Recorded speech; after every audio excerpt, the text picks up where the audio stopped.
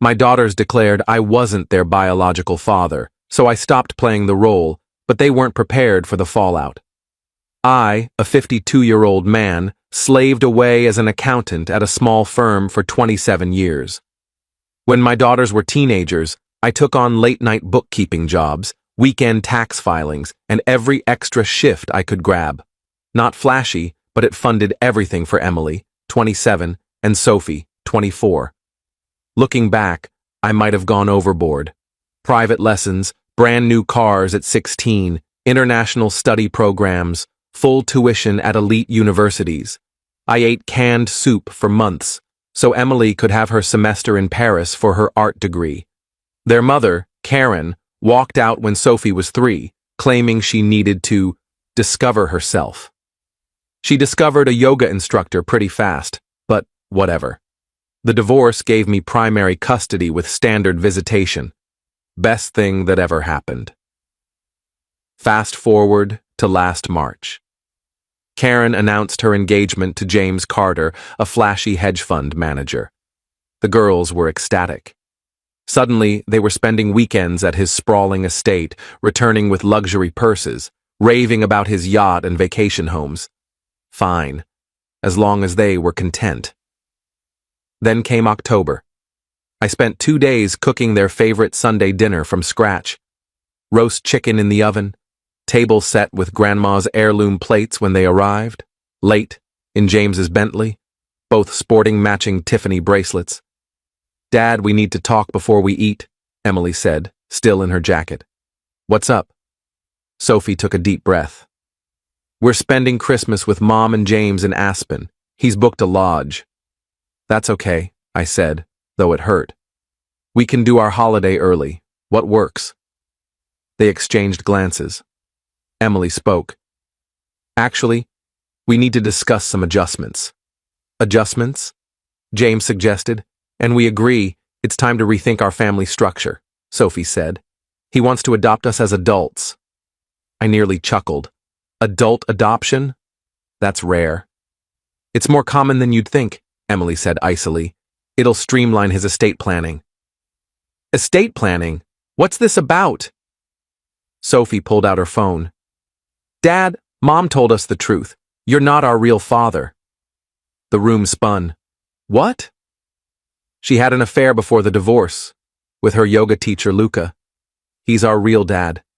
She never told you because she knew you'd fight for custody." "That's ridiculous. We did DNA tests during the custody case." Emily shrugged. "Mom says you forged them.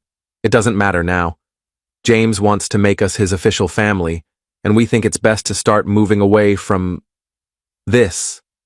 She waved at my modest home. They left without eating, without a goodbye hug, without even glancing at the meal I'd prepared. I stood there, stunned, surrounded by their favorite dishes going cold.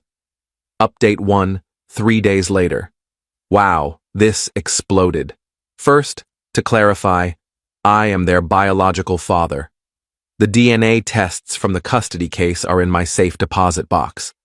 I double-checked today, 99.9% paternity for both girls. But here's where it gets juicy. I called my lawyer friend, Lisa Wong, who specializes in family law. She suggested sending a formal letter demanding they stop making false paternity claims without evidence. Their reply came from James's attorney. "Our clients stand by their position and request your cooperation in transitioning parental rights."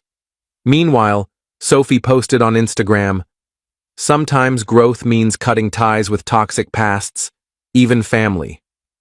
Das new chapter nach chosen family."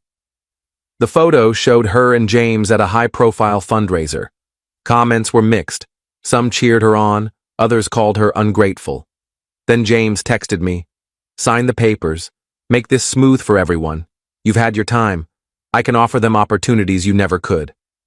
I replied once, "Provide DNA proof, or stop contacting me." His response? "Don't humiliate yourself. Real men know when to step back."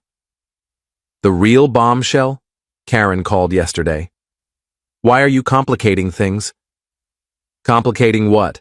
You lying about their paternity?" James has connections. The girls could have incredible careers. Why can't you let go? Because they're my daughters. God, you're so obstinate. Fine. James knows people. Don't make us drag this to court. Something felt wrong, so I started digging. Update 2, 1 week later. That digging paid off. James Carter isn't the financial genius he claims to be. My accountant contacts came through. He's under SEC scrutiny for insider trading. That estate? Rented? The yacht? Leased from a client now suing him? And why he wants my daughters? He's been posing as a family man to woo traditional investors. Having 2 successful adult daughters, Sophie's in advertising, Emily's in museum curation, bolsters his image. The adoption isn't about estates, it's about optics. Here's where I might have been harsh. I didn't confront them. Instead, I, 1, canceled their phone plans, still in my name. 2, removed them as authorized users on my credit cards. 3, changed the Hulu password. Petty, I admit. Sent them detailed invoices for their cars, both in my name, and college costs if they insist I'm not their father. Total, $365,000. The reaction was instant. Emily stormed into my office, making a scene. How dare you cut my phone during work hours? Sorry, do I know you? Dad, this isn't funny. According to you, I'm not your dad. Sophie was savvier. She showed up at the house that evening, tears ready.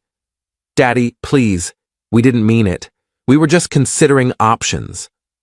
Options that involve denying I'm your father? James said it'd help with taxes. Sophie, you took finance classes. You know that's nonsense. She broke. He said we needed to distance ourselves for his investor pitches.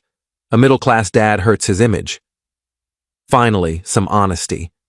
Update 3, 2 weeks later. Their house of cards fell faster than I expected.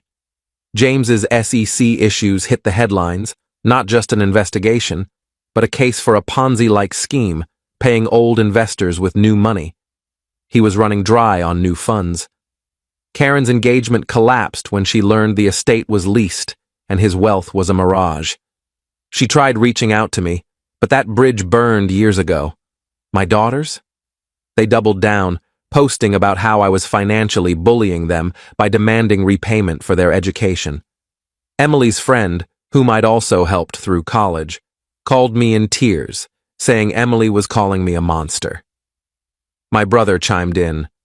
They messed up. Family forgives. Easy to say when you're not the one being disowned for a fraudster. I kept all communication through lawyers. Lisa sent formal demand letters for the car payments and a timeline for title transfers. Either they acknowledge I'm their father or they pay up. James's lawyer sent a threatening letter about extortion and emotional coercion, claiming I was sabotaging his business with rumors. Lisa laughed. Let him try. Discovery will be a circus. Social media turned into a battlefield. Team dad versus team daughters. Their friends attacked me. Mine defended me. It got messy. I stayed silent, watching it implode. Update 4, 1 month later. James was arrested last week. Federal agents raided his office and rented estate. Karen was caught trying to flee with bags of cash. She was deeper in the scam than anyone realized. My daughters finally saw they'd bet on a losing game. They showed up at my house looking shaken, no designer outfits, just hoodies and jeans. Dad, Emily began, we made a mistake. Several, I corrected. James is gone. Mom's likely going to prison. Sophie swallowed. We need help. What kind? The FBI froze our accounts. They think we're involved because we attended investor meetings with James. Were you involved? They exchanged nervous glances. Emily whispered, we may have moved some money. James said it was for tax reasons. I sighed. Get a real lawyer. We can't afford one. Our cards are maxed, accounts frozen. Sounds like your problem. They left crying. I felt nothing but exhaustion. Final update, 3 months later. The dust has settled. James got 12 years in federal prison. Karen got 3 for conspiracy. She turned on him instantly, spilling everything. My daughters weren't charged. The prosecutor deemed them naively complicit, not criminal. But their reputations are ruined. Emily lost her museum job. Sophie was let go from her agency. The scandal was too much. They're sharing a small apartment, working retail to get by. They've paid about $14,000 toward the cars. I'm not expecting the rest. Last week, Emily sent a letter. Dad, I don't expect you to forgive us. We chose greed over loyalty, lies over family. Every sacrifice you made, every late night, every time you put us first, we threw it away for luxury bags and glitzy events. I see you now, and I'm so sorry. Your daughter, if you'll still claim me, Emily. I haven't replied, and might not. Sophie's letter was briefer. I'm sorry for it all. You deserved better. My brother still says I should forgive them. They're your kids. Are they? They were certain I wasn't when James's money was flowing. Me? I'm okay. Took my first vacation in years. Started dating, Lisa's cousin actually. She's kind, a teacher, no drama. Got promoted to chief accountant. Turns out without the stress of my kids, I thrive. Do I miss them? Every single day. But I miss who I thought they were, not who they proved to be. Will I forgive them someday? Maybe. Trust? That's earned, not given, and they've got a long road ahead. The toughest lesson? Love shouldn't have conditions, but respect must. Thanks for following my story. It helped to share. Now I've got a life to live. Edit. To answer common questions. 1. Yes, the DNA tests are legit, from the original custody case. 2. No, I'm not funding their legal issues. 3. Yes, they're both trying to rebuild their careers. 4. No, I don't regret cutting them off. 5. Yes, I kept all the receipts, every single one. When someone shows you their true colors, believe them the first time.